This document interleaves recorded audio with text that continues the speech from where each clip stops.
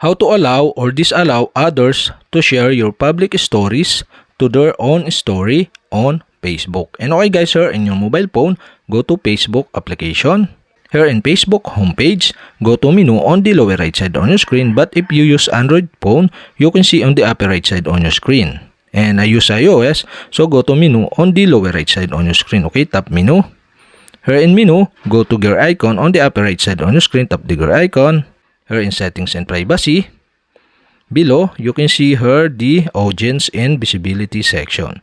Here you can see the stories. Okay, you can tap the stories. Here in stories, you can see the allow others to share your public stories to their own story.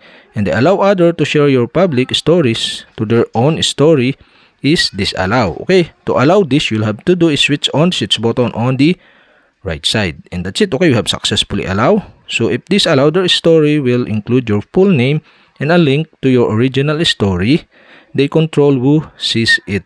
And okay guys, we have successfully allow. So if you want to disallow again, okay, you'll have to do is switch off the switch button on the right side. But I decide to set into allow other to share your public story to their own story.